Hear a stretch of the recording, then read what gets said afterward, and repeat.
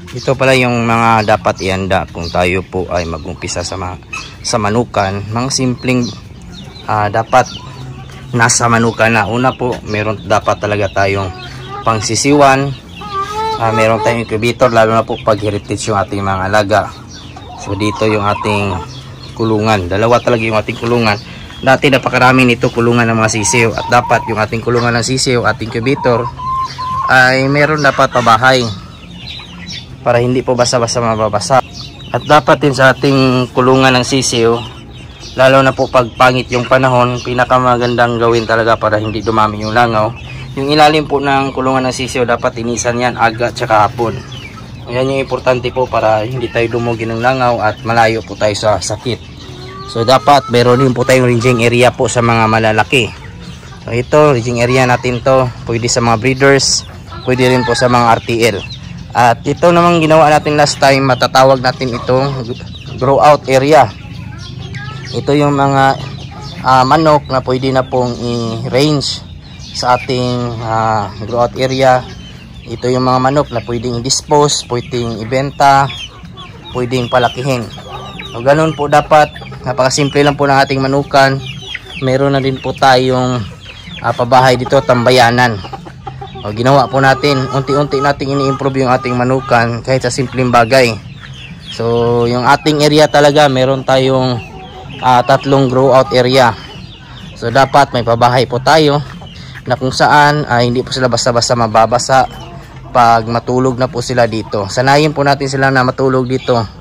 Ito yung ating area, malaki-laki rin po. So pwede din itong gawing model area po. Simple lang, pero sigurado yung ating mga manok mag-enjoy po dito. Sa kabila din po, meron din po tayong area dito sa mga bago na manok na dadalhin natin dito. Ito yung kumbaga quarantine area nila, na kung saan pag okay na po sila dito, pwede na po sila i-range din dito.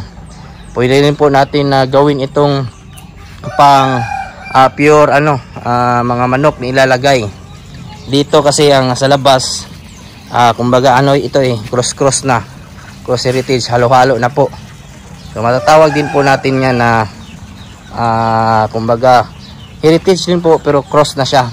Pero kahit nakahalo-halo po yung ating mga klase-klase na manok po dito, ay meron po talagang lalabas din po na mga pure po. Yun nga ang kagandahan na po sa mga cross na mga manok. Pansin ko lang base sa aking experience, ay mas matibay po sila sa sakit at mas lumalaki sila, nag-upgrade. So yan yung kagandahan po. So yung area natin dito, bakante po itong mga katambayan. So may dadating po tayo ngayong linggo, may kukunin po tayo na nasa 100 plus. So dito natin ilalagay. Kung nakikita nyo po, yung ating mga damo po dito kumpara nung mga nakarang linggo, ay tumutubo na rin po kasi naulanan na rin po tayo, o umulan na rin dito sa Jensan. So tamang tama din ito na pang merienda nila. Malaki-laki din pong iryang ito, nasa mga 100 plus ata. So 3 talaga yung ating ranging area. So dapat ganun. At kung sakaling kumikita tayo, pwede pa nating improve, pwede pa nating gawin dun sa kabila, lagyan din po ng harang para meron na naman po tayong area din po. Pwede tayong mag pure at sa labas, yan yung ating mga cross heritage. Pwede din pong i-produce pang karne kasi nga mga malalaki na po. At kung tayo naman po ay magpuproduce ng pang karne, mas maganda rin po talaga na yung ating mga lalaki na ilalagay po sa ating mga heritage chickens ay yung mga malalaking klase, gaya po ng mga Hubbard, Saso, Kabir. So yan yung mga malalaking lahi, pang upgrade po. Napaka lang po yan, napakasimple lang po ng ating manukan, pero talagang masasabi po natin na unti-unti na po na-improve at pwede talaga natin na i-organize ng mas maganda po ito. Pa-i-improve pa po natin kung nagkataon na kumita pa po tayo. So ito simple lang, may mga kulungan din po tayo sa labas para sa mga may sakit, dyan nilagay natin. Dito pwede rin po. So ganun lang. May mga tayo dapat quarantine area. Ganyan, pwede din natin gawing quarantine po yan sa may mga sakit, sa mga malubhang sakit, at ilagay dun sa pinakadulo. So So dapat yun yung mindset natin. Habang tumatagal kasi sa pagmamanok ay nagiging ano tayo kumbaga nagkakaroon na po tayo ng mga idea na kung saan dito pwede natin gawin, pwede nating improve. So dito may sakit tayo isa, pero ito gumaling na po ito kasi nga nabigyan na po natin ito ng Panamox couplet. So wala na siyang wala na siyang sipon, pwede na yan pakawalan, napaliguan na din po natin. So dito sa kabila tingnan nyo po yung ating mga manok, konting tiis na lang po niyan ay gagaling na po yan, lalo na po pag tuloy-tuloy na po yung pag-init. So yan, pwede talaga itong gawing model area. Pwede nyo pong kumbaga sabihin natin na basihan nyo po para gumawa ng manukan, mag-start ng manukan. Sa native naman po dapat meron tayong talaga patuluganin po lang, pero karaniwan kasi sa native sa mga puno natutulog.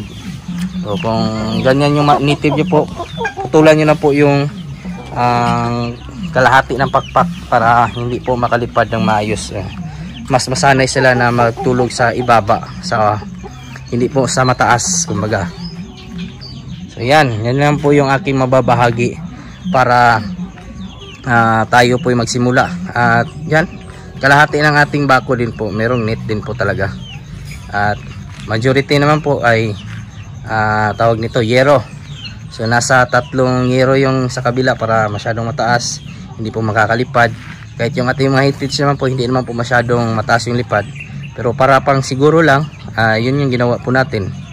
Yung sa kabila harapan talaga ay net para makita po sa loob, kung sakaling may papasok po na hindi natin kilala, makikita ng ating kapitbahay. Kasi nga meron tayong clear po, neat po na makikita. At of course hindi din po pwedeng wala tayong ilaw. Nilagyan po natin yan ng ilaw para sigurado po paggabi ay maliwanag, makikita kung sinong may papasok po dito o magnanakaw. Kahit nga dito sa kabila meron din pong nilagay po natin na ilaw dyan. So klarong klaro po paggabi. Nagtanim na din po tayo ng mga talisay.